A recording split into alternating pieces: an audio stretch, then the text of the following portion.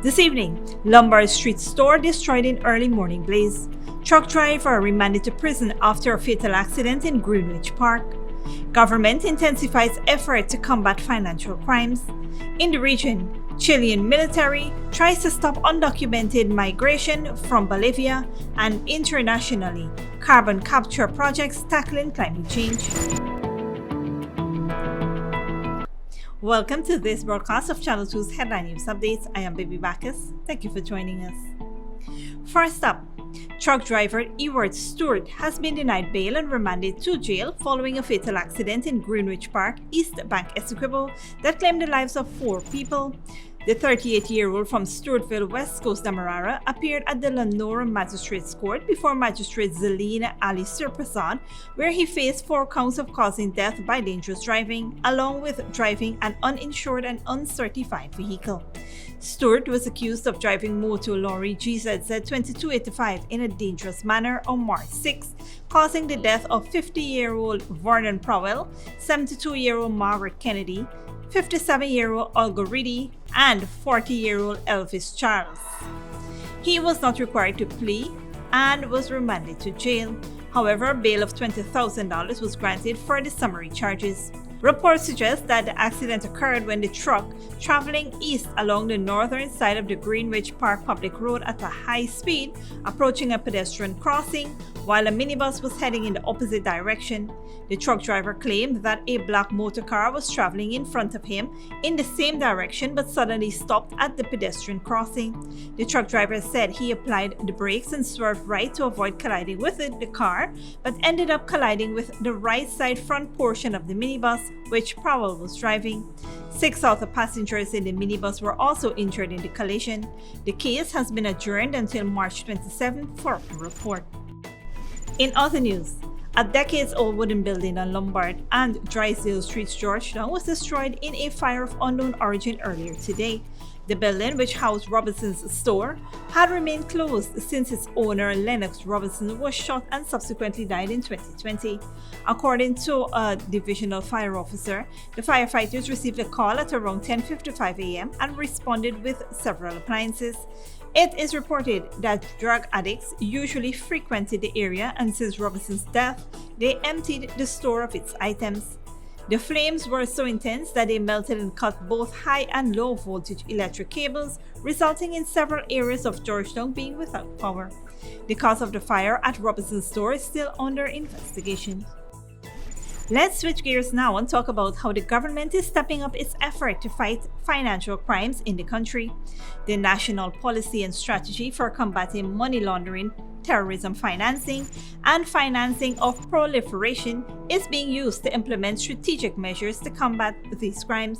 The policy recognizes that the task cannot be achieved alone and requires continuous engagement with private sector to facilitate cooperation and partnership. The policy includes an anti-money laundering, countering the financing of terrorism, financing of proliferation National Coordination Committee to define, oversee, and coordinate the implementation of the national strategy. The policy outlines 8 strategic objectives to enhance the country's anti-money laundering capabilities in line with international standards. These objectives include strengthening the anti-money laundering, countering the financing of terrorism, financing of proliferation legislative framework, improving financial intelligence units' capabilities, and increasing cooperation among domestic and international authorities. The government's efforts to address and combat financial crimes have received international recognition, with improved ranking in international reports such as the United States Department of State's International Narcotics Control Strategy Report and the Transparency International Corruption Index. As a result, Guyana has been removed from the European Union's blacklist on taxation. Stick around when we return. 2 drivers charged for driving under the influence of alcohol, and contracted teachers no longer required to provide guarantors to travel abroad.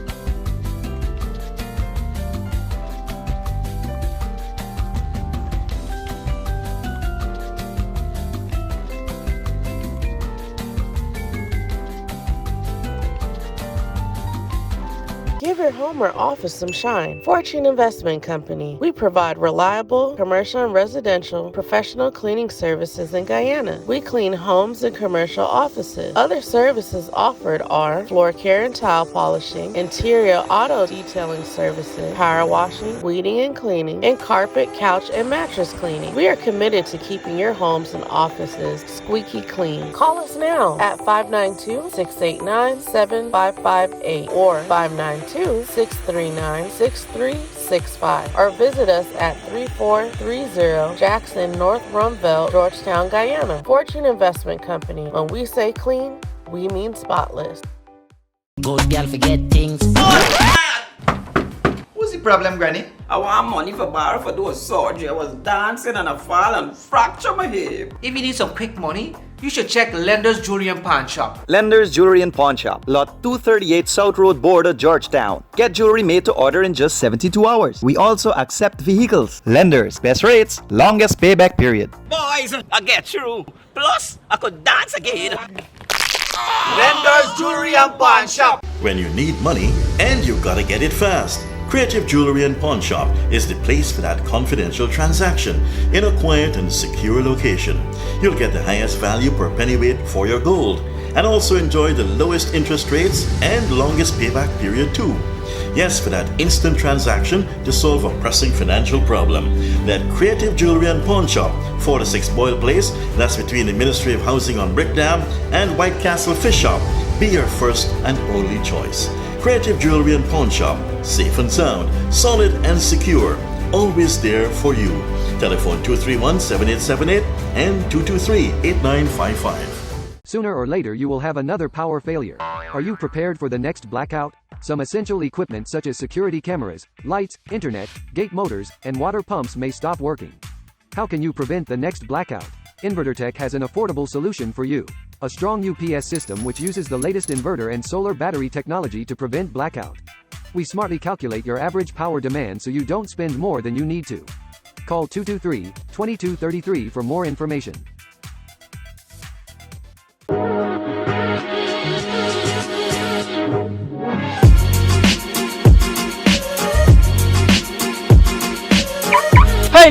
Hey, this is your fancy vehicle and it's your house? Yes, this is my vehicle and actually I'm waiting on my land. I'm actually renting this house for $50,000. $50,000? You head more?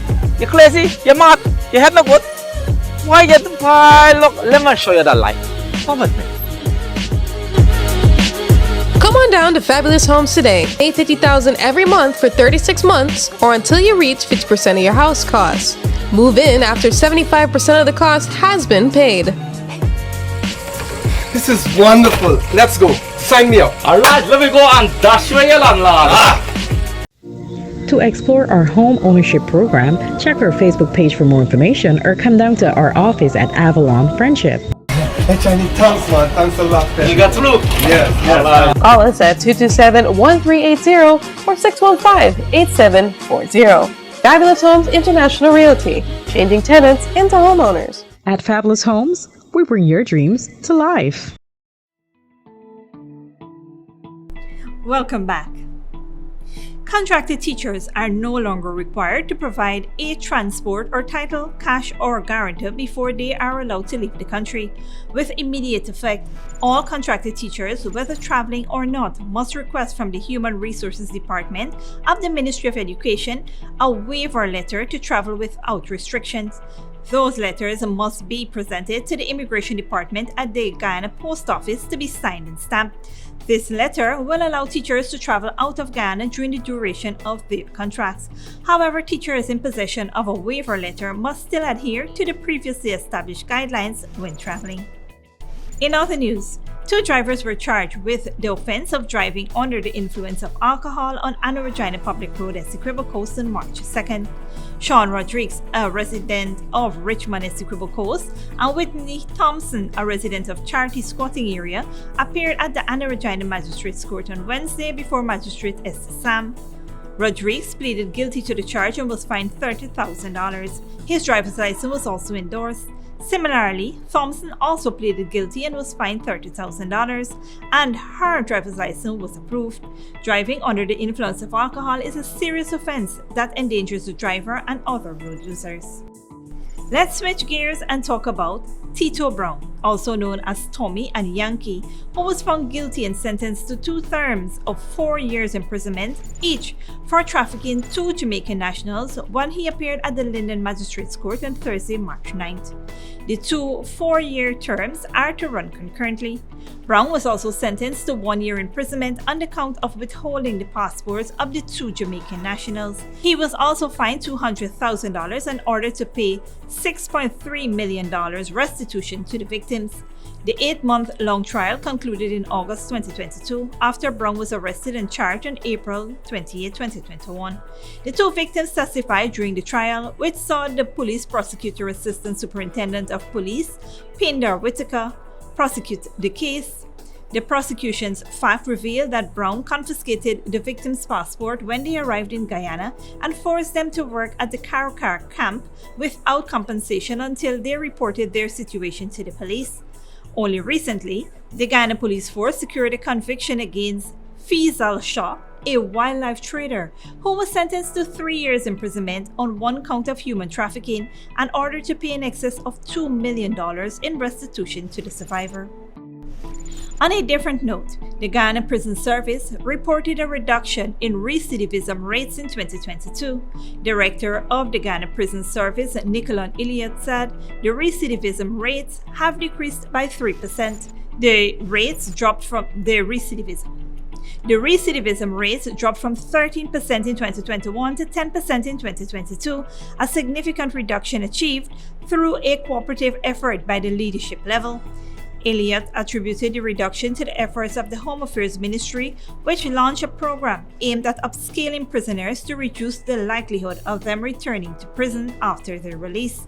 The $88.9 million program, dubbed Increasing the Peace in Guyana, saw 1,400 inmates receiving skill training in anger management, literacy and numeracy, and tailoring.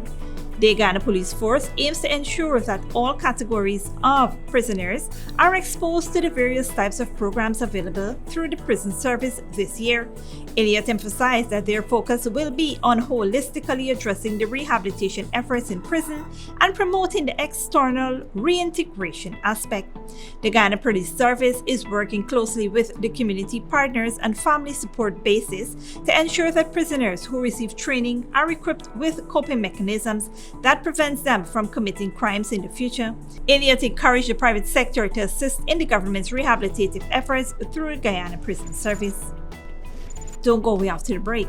Carbon capture projects tackling climate change, and China's parliament backed Xi Jinping for a 3rd term as president. Celebrity Pure Vegan Cuisine and Bar. We say vegan, we speak about 100% vegan. No dairy products, no MSG. From the cheese, the butter, the milk, everything we use here, it's vegan. Our breakfast, some of the special we have for breakfast: porridge, fried plantains, we have boil and fried katahar, boil and fried cassavas. We have soup of the day, which you all know. The main thing in that soup is the dry mushrooms as well as the bean curry. Young okras is a must with full ground food, split peas and everything up in that. Coconut milk is the main thing. Then we have the lunchtime. Some of the main dishes that people already is hitting on: the split peas cocoa rice, basmati and quinoa mix. A lot of people don't know what's that, but you come down here, you get it. It's a replacement of rice and a great substitute in the vegan business. Then we have dal, corn, okra and carrots, edo leaves, chanchi down in coconut milk. There's so many side dishes, but one of the special things is the chicken that we make right here. We make sweet and sour chicken, strip chicken, jerk chicken. All of that is in-house, made right in here from scratch. In the evening, you know everything is up. We also carry a large variety of organic and natural products. Some of the products that we have here is the hemp. The hemp, that one is a very important product for the body. Proteins and everything to the max. We have the Corellia. This also is very good for the body. We have the Spirulina. Spirulina is very good for everyone, but men benefit a lot from that. After the Spirulina, we have the Maca powder. These are all organic and natural powders for the body, especially when you're getting up there in age. You use these things as supplements. Black seed oil. On the internet, it said the only thing the black seed oil don't cure is dead. And there are many more products that we have there, full variety. We have the natural juices we also make. We have from like the sorrel juice, the pineapple juice, mobi, ginger beer, all these things made from the bark or the natural powder. We do not use concentrate in this cuisine at all. Everything we do it natural. Also at the Celebrity Pure Vegan Cuisine, we have a well-stocked bar. Some people choose to have a drink when they finish eating. We need to make sure that they're comfortable and happy when they're leaving this place. So we do our best to provide the services that we think is required. Remember, this place are fully AC and we cater for weddings, all occasions, birthday parties, anniversaries. So we set the place so that everyone can come, feel right and understand what's happening. Come right down to the Pure Vegan Cuisine and Bar, 198 Camp Street again, and you will find everything you need to live to be healthy. Welcome back. Now let's take a look at what's happening in the region and around the world. Soldiers in Bolivia are accused of aiding the smuggling of migrants into Chile and profiting from it. A week ago, the Chilean military was deployed to stop the flow of undocumented people across the border. Al Jazeera's Lucia Newman reports. It's been more than a week since Chilean soldiers began patrolling the border with neighboring Bolivia to control undocumented migration. But everyone we speak to says that the mainly Venezuelan and Colombian migrants continue outwitting authorities. They come down that hill and the coyotes pick them up in minibuses and take them to the city through back roads. The bush drivers should be punished. It's illegal. This has become the main entry point for tens of thousands of undocumented migrants. This path is one of the main smuggling routes from Bolivia into Chile here in the Atacama Desert. You can see the footprints here that show that people were passing, probably overnight. It used to, in fact, be nicknamed the cigarette path because cheap Bolivian cigarettes were smuggled usually from there into Chile, and stolen cars were smuggled from Chile into Bolivia. Now it's no longer really a cigarette smuggling path, but rather a path used to bring undocumented migrants from Bolivia into Chile. It's not just smugglers who are making money, but also Bolivian soldiers who man this base just over the border. According to Chilean soldiers and police, as well as local residents, the Bolivian soldiers are using vehicles like this one to bring migrants right to the border and charging them $30 a person. Last night I couldn't sleep from the noise. The Bolivian soldiers cross over all the time. They've even stolen some of my llamas, complains this resident. But there's a bigger problem. Bolivia cut diplomatic ties with Chile in 1978. The neighbors have only consular relations, and that's made this desolate border a magnet for migrants. Bolivia will only agree to take back undocumented migrants from its own country. It's the only country that does that. This means that Venezuelans, Colombians, Brazilians, or anyone else who comes into Chile without authorization cannot be sent back. Chile's government is currently attempting to negotiate a reciprocal deal with Bolivia, but so far there's been no breakthrough. Meanwhile, the local indigenous Aymaras, who for centuries have gone back and forth across the border as easily as crossing the street, complain that they're the only ones obliged to produce up-to-date permits to enter this country. Lucia Newman, Al Jazeera, Colchane. Internationally, a groundbreaking offshore carbon capture and storage site will be launched in the Danish part of the North Sea on Wednesday. It is a progress hailed as a major breakthrough in the fight against climate change. Al Jazeera's Paul Wright reports. It's a process being billed as a breakthrough in the fight against climate change. Carbon dioxide harvested from industrial emissions in Europe and injected into disused Danish oil wells under the North Sea, there to be stored for eternity by energy companies with a climate conscience. It's nothing else than reversing the flow and taking CO2 and preventing that from going into the atmosphere, but rather store it under the ground. We're going to do it to mitigate climate change. I think that is a huge step forward if you think about the multitude of solutions we'll need if we're ever going to get the planet to net zero. We have now started to inject the first CO2 in the North Sea.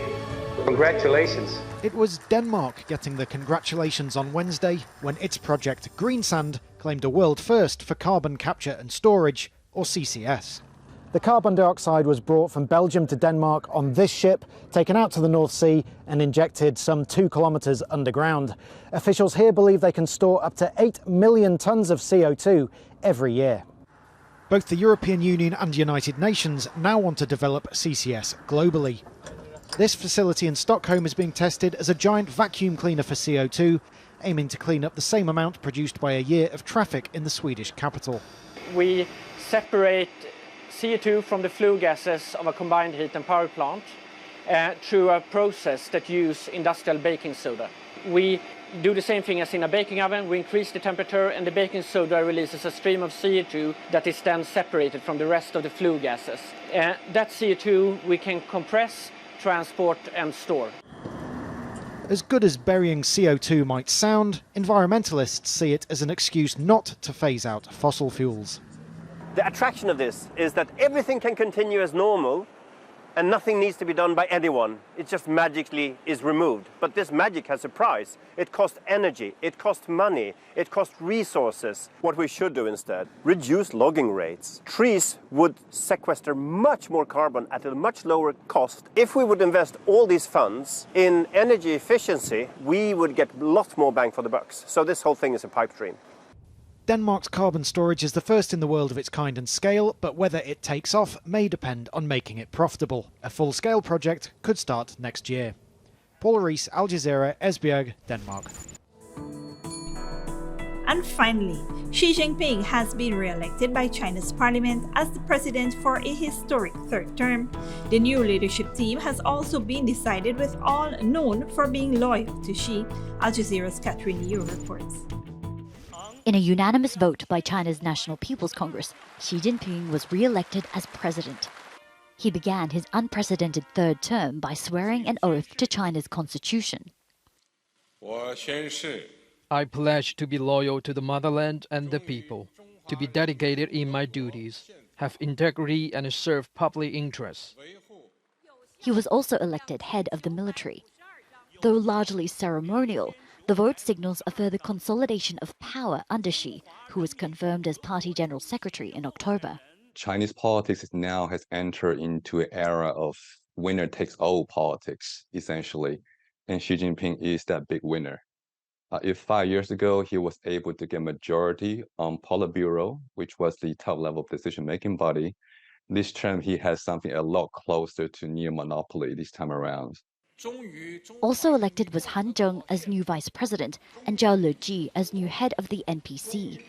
All officials are known for their loyalty to Xi, and they face many challenges ahead. China's economic growth is slowing. A modest GDP target of 5% was set for 2023. Beijing must also deal with low consumer confidence, rising unemployment, and an ailing property sector. Increasing rivalry with the United States poses another threat. Sanctions on Chinese firms have caused what Xi says are unprecedented and severe challenges to China's development. On Friday, China's Congress also approved far-reaching reforms to various state and party institutions. Beijing argues these changes will lead to less bureaucracy and wasted resources and more efficient policy-making, especially when it comes to boosting much-needed growth and innovation. But ultimately, it will also concentrate more power in the hands of the party and ultimately in the hands of Xi Jinping. Public confidence in Xi's leadership was damaged following a hasty reversal of his strict pandemic policy last year, but analysts say it's had little impact on his power. Xi Jinping's leadership is a core priority of the Communist Party itself, and that the reversal of zero COVID and the kind of societal fallout from that policy have not translated into any real political threat. In 2018, the Communist Party abolished presidential term limits, allowing Xi Jinping to rule for life.